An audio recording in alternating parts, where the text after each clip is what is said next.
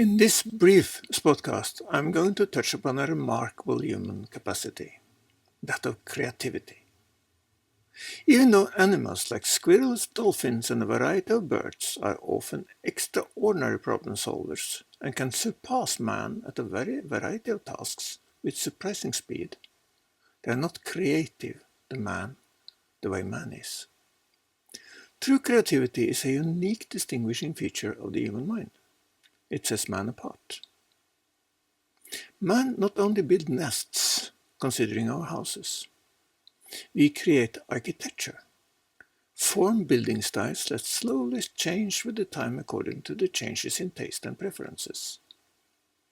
We also create many things necessary and unnecessary in the strict sense of survival.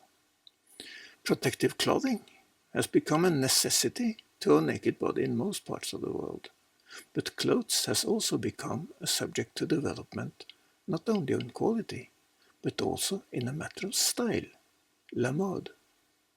Clothes has become items of self-expression and a way to stand out.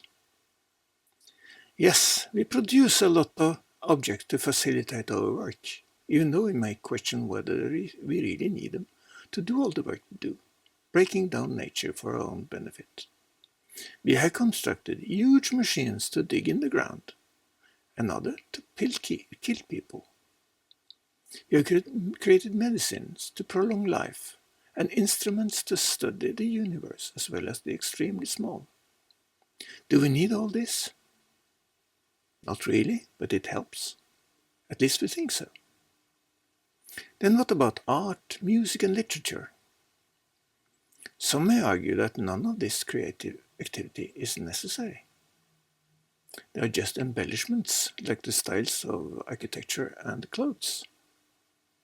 While most people will agree that science is necessary in order to provide man with a number of more or less important objects and knowledge, I have heard some argue that philosophy is a waste of time, spinning brains and fantasy.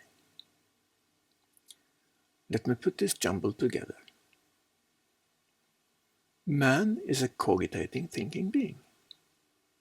He has always been stirred into thoughtfulness by the many wonders of the world that surrounds him.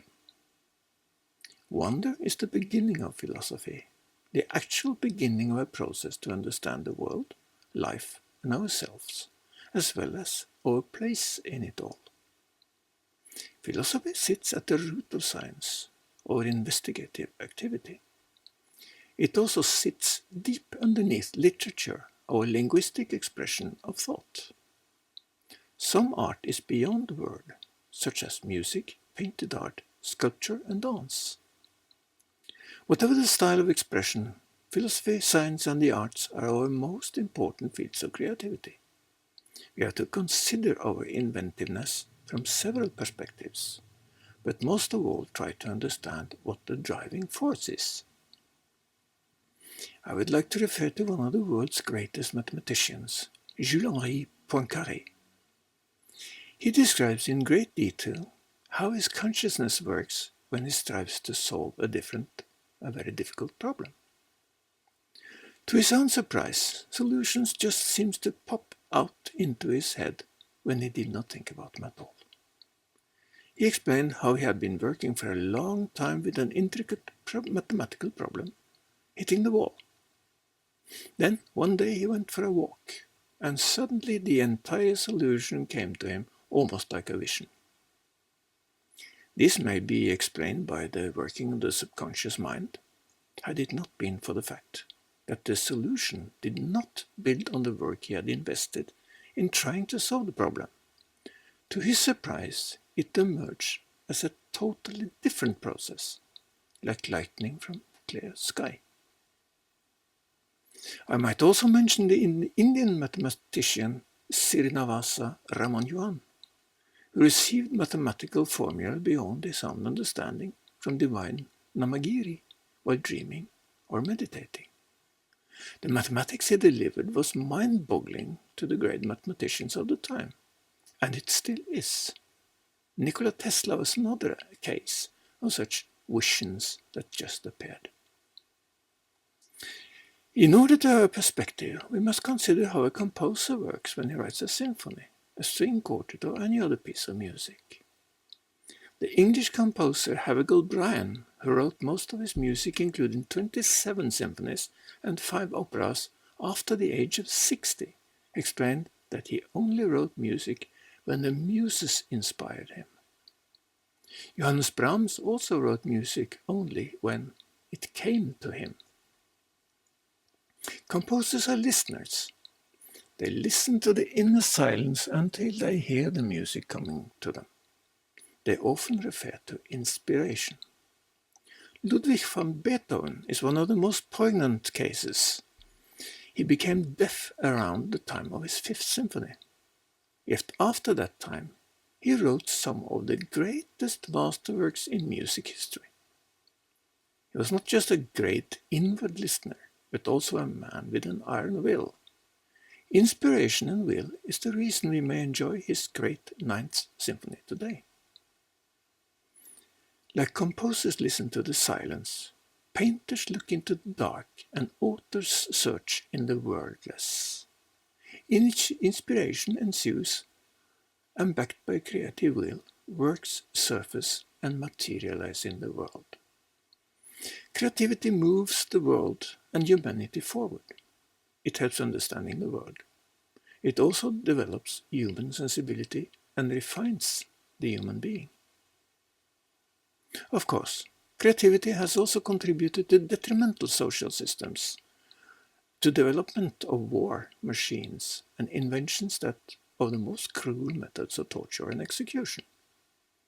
Man is the only beast on earth split between good and bad in this manner. So creativity is a two-edged sword, but the evil comes not from creativity itself. It is a derivation and misuse of the products of creativity. Yet I'm not going to enter into that here. The word inspiration comes from Latin inspirare, which means to breathe in. It is an in-breath, which is to say that it feels somewhat like coming as an in-breath into the cognitive mind, like a whiff of air. It only requires attentiveness and an open mind. Once inspiration surfaces in the creative capacity of the individual is challenged, often by the need to make huge efforts. And this is where will comes in. A creative capacity without a will to carry through, and the tools and mental and physical hand, is both lame and handicapped.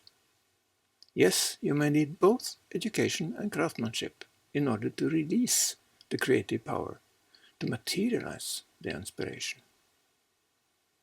Indeed, the release of creativity is a matter of serious, in-depth work, both mentally and emotionally. Often you have to wrestle with a number of obstacles, and sometimes even with your own preconceptions and attitudes. It may be compared to a birth process. The more difficult, the more rewarding once the baby is born. Receiving true inspiration is entirely different from the day-to-day problem solving and dot connecting that preoccupies most people. It is this whiff of air that turns into an inner tornado and may at the first throw you off your feet. That is because this little windy caress comes from the very powerhouse of the cosmos. As I have explained in earlier chapters, you are a fragment of the cosmic consciousness, the Urgrund, the will to be. This implies that you are immersed in it, always connected. The main reason you do not realize this is your daily life. It is that you are too busy dealing with the material world, your needs, your work, your family, and all the distractions stealing your attention and time. Even more, it is because this is what you wish, however foolish it is. It disconnects you from your creative power, from your full capacity, and it is your own fault. With an open mind and attention directed a bit more inward, the gentle wind of inspiration may reach its target, connecting your deeper consciousness with your subconscious and cognitive mind. Not only will new inner resources surface as power and will, but you will also rise from being a consumer of distractions to a producer of contributions to humanity. This is the principal reason for you being. The Urun consciousness is directed when it comes to all life on this planet. The human being is not here just to consume every available resource, but to be creative and develop the human being as such. All true inspiration emerges from the consciousness that is. Failing to stay awake, failing to listen to the silence, search the wordless, look into the darkness, there will be no music, no literature, no art to ennoble the human being.